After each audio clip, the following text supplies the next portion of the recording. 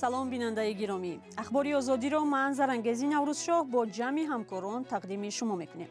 имрӯз 29 декабр аст ва дар барнома ин гузоришҳоро дорем. зани бесарпаноҳи хуҷандӣ орзуҳояшро бо худ ба хок бурд. дар суҳбати вопасинаш ба радиои озодӣ ӯ умедворӣ кард ки духтараш ҳаёти беҳтаре хоҳад дошт. ман пештар дар ошхонаҳо кор мекардам, вале бо сабаби беморӣ солҳост ки ҳамин ҷо мешинам.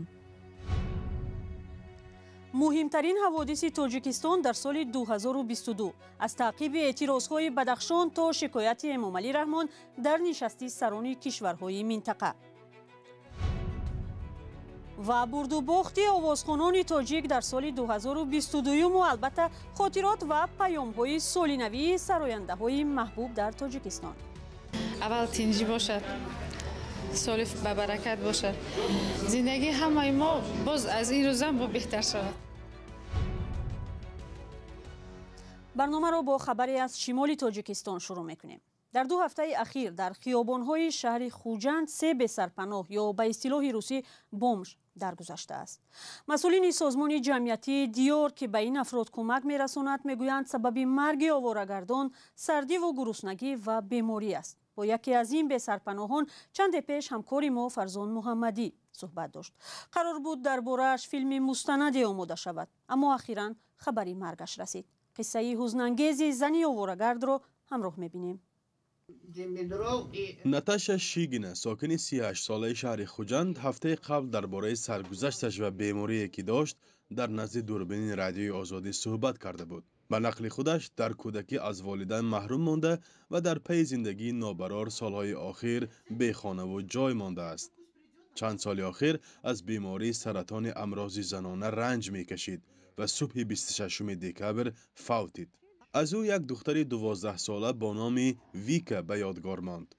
ҳоло вай дар яке аз мактаб-интернати Хуҷанд таҳсил мекунад. як бародараш бемор аст ва дар хонаи маъюбон будааст. вай дар суҳбати охирине ки дошт танҳо мехост тақдири духтараш ба ӯ монанд набошад. ман дар ятимхонаи шаҳри Душанбе калон шудам ва баъд ба ин ҷо омадам. ин қиссаи дуру дароз аст. падару модар надорам. ман пештар дар ошхонаҳо кор мекардам, вале бо сабаби беморӣ солҳост ки ҳамин ҷо мешинам.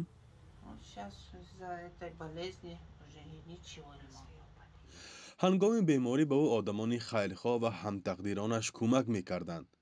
дар гӯшаи вайронае ки ӯ зиндагӣ дошт бо бесарпаноҳони зиёде рӯбарӯ шудан мумкин аст. хеле таъссуфовар аст ки дар 10 рӯзи охир 3 нафар аз бесарпаноҳон фавтиданд. яке аз онҳо пиронсол буд ва 2 нафари дигараш ҷавонтар. то ҳол дар самти кор бо бесарпаноҳон ягон навигарӣ нест ва аксарияти онҳо кӯмаки давлатро интизор ҳастанд. фақат давлат метавонад дар ин ҳолат ба онҳо кӯмак кунад.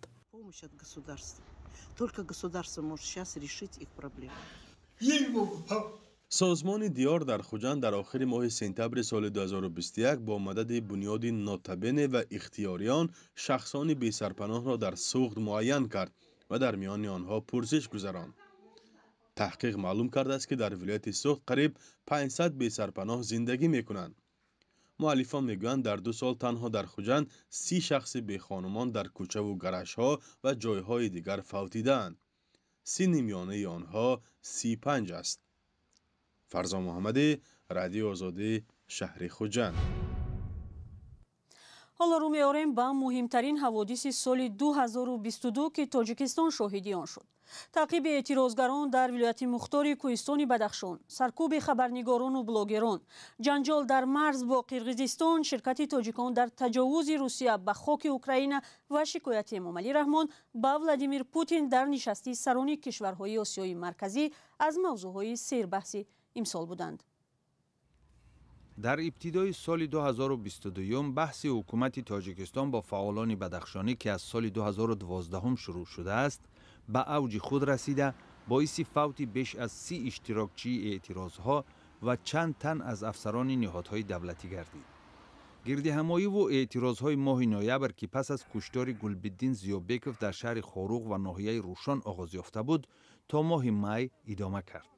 طبق اظهارات رسمی زیابکوف به خاطر مقاومت اثنای بازداشتش کشته شد، ولی شاهدان ابراز داشتند که زیابکوف به پلیس مقاومت نشان نداد و او را اصلا در راه به اداره پلیس کشتند. در این بین با طلب حکومت تاجیکستان شماری از فعالان بدخشانی جامعه شهروندی، خبرنگاران و بلاگرها از قبیل چهارشنبه چهارشنبیف، امریدین علاوچویف، رمزیس شاگونوف و چند تن دیگر از روسیه به تاجیکستان استرداد و به مهلت‌های طولانی از آزادی محروم شدند.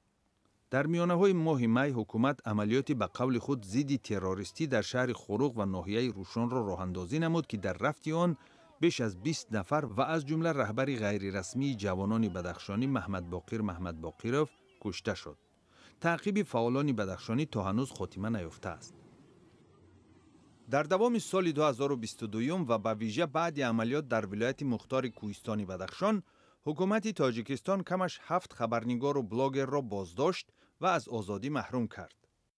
محمد سلطان به 7 سال، ذوقیبک سیدامینی به 7 سال، عبدالله غربتی به 7.5 سال، دلیر امامعلی به 10 سال، الفتخانی محمدشاه و به 21 سال و خوشروز جمعیف به 8 سال زندان محکوم شدند. و در عرفه سال نو، عبدالستار پیر محمدزاده به مدت 7 سال از آزادی محروم شد. مقامات آنها را به افراطگرایی و همکاری با سازمان‌های ممنوع و نشر اخبار دروغ ایبدار کردند. خودشان میگویند گناهی ندارند و زیر شکنجه بیانات دادند. سازمان امنیت و همکاری اروپا، گزارشگران بدون مرز و کمیته دفاع از خبرنگاران آزادی فوری آنها را خواسته است.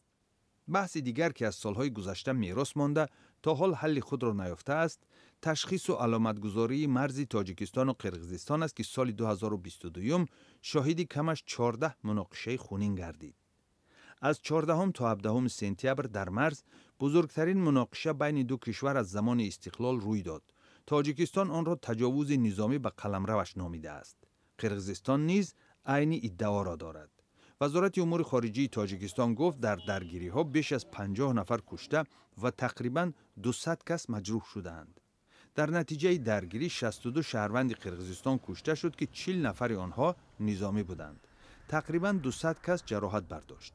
تاجیکستان و قرقیزستان تقریباً 1000 کیلومتر مرز دارند و در حال حاضر بیش از 32% آن تشخیص و علامتگذاری نشده است. تجاوز روسیه به خاک اوکراین که بدون شک از مهمترین حوادث بین المللی سال 2022 می باشد، به حیات مردم تاجیکستان و صدها هزار مهاجر تاجیک مقیم روسیه تأثیری بزرگ داشت. طبق گزارش ها در شبکه‌های اجتماعی، زادگان تاجیکستان در هر دو طرف جنگ اوکراین اشتراک می کنند. تابستان سال روان، رادیوی آزادی درباره قتل کمش 10 زاده تاجیکستان که از طرف روسیه می جنگیدند خبر داد. شماره تاجیکان در صف نیروهای مسلح اوکراین معلوم نیست.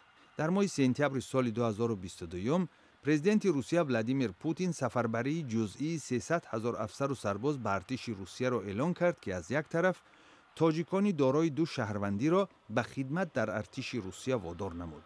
از طرف دیگر به مهاجران تاجیک امکانی با سرعت و به طور امتیازناک گرفتن شهروندی روسیه را فراهم می‌آورد. بعد این فرمان در شبکه‌های اجتماعی نوارهای سفربری صدها تاجیک به جنگ اوکراین جای داده شد. به نوشته مطبوعات روسیه روز 15 اکتبر در قسم نظامی بیلگراد این کشور یکی از چنین نوسربازان شهروند تاجیکستان احسان امینزاده با یک همراهش که او نیز گویا شهروند تاجیکستان بود، در جواب به تحقیر احساس دینی به همیراقانش حمله کرده 11 نفر را کشته و 15 کس دیگر را زخمی کرد. امینزاده 7 ماه پیش به روسیه رفته بود. پیوندانش میگویند او به روسیه برای کار رفته، نیت نداشت در ارتش روسیه خدمت کند و یا به جنگ در اوکراین برود. تجاوز روسیه به خاک اوکراین و ناکامی‌هایش در جبهه موقع کرمل را در بین جماهیر سابق شوروی ضعیف‌تر کرد. ماه اکتبر در یک نشستی در شهر آستانه، پرزیدنت تاجیکستان امامعلی رحمان از همتای روسش ولادیمیر پوتین خواست تاجیکستان و دیگر کشورهای آسیای مرکزی را حرمت کند. امامعلی رحمان در این نشست گله کرد که در زمان شوروی به کشورهای خرد آسیای مرکزی مثل تاجیکستان به قدر کافی اعتبار نمیدادند و یک سبب از بین رفتن شوروی در سال 1991 نیز همین بی‌اعتنایی به ملت‌های خرد بود. و بالاخره در چند سال پیش تجلیل کردن و یا نکردن جشن سال نو میلادی در تاجیکستان بحث‌های تندی را به بار آورده بود. برخی از افراد مذهبی تجلیل آن را ناروا می‌دانستند. ولی در پایتخت تاجیکستان ارچه سال نوی قامت افراخته، اکثر مردم سال نو را با تنتنه تجلیل می‌کنند. از مهمترین تحولات سال در تاجیکستان یادآور شدیم. حالا یک مرور داریم به عالم سرود و موسیقی.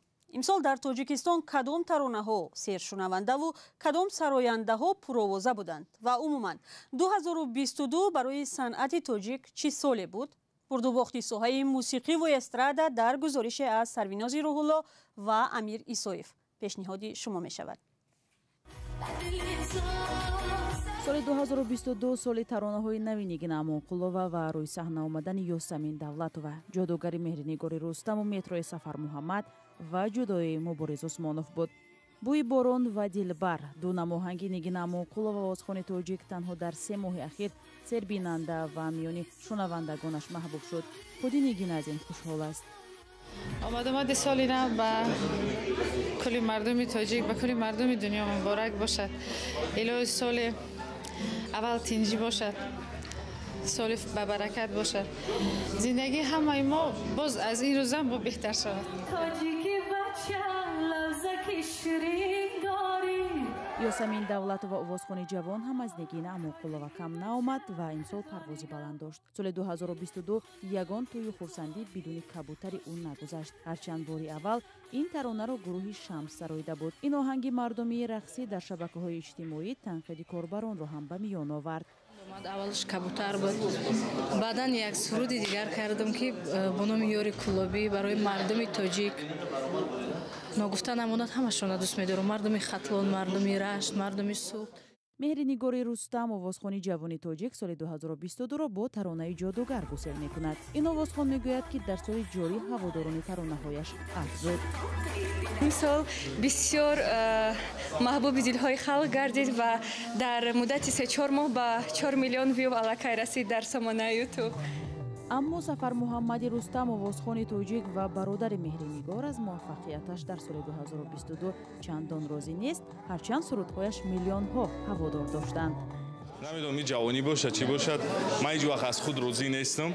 نمیدونم ماکسیمالیسم باشه، یعنی همه وقت مبارز عثمانов از جمله همین آوازخوان‌ها است که امسال ترانه‌های خود را در کشور همسایه ازبکستان به مخلصانش تقدیم کرد. برای من سال بسیار موفق، سپاس برای همه. سال 2022 اکثر ترانه‌های نوی آوازخوان‌های تاجیک نه صحنه‌های بلندی هنری و تلویزیون‌های دولتی، بلکه بیشتر توسط شبکه‌های اجتماعی معرفی شد. از اینترنت از بس که آزاد است، آنجا هر رقمی که بخواهند مثلا هنر خود را، استعداد خود را پیشکش میکنند، مانع نیست. و در شبکه‌های تلویزیونی یک نوع مانع وجود دارد. هرچند سالیان سال میگویند که نه هیچ مانع وجود ندارد، اما هست، مانع وجود دارد. هستند افرادی که راه نمی‌یابند. امسال هنرمند دیگری مورد استقبال گرم هواداران دمیربک اولیموف که با سبک خاص اجرا و محتوای ترانه‌هایش از دیگران فرق میکرد، در پی یک صدمه نقلیاتی رشته عمرش کنده شد.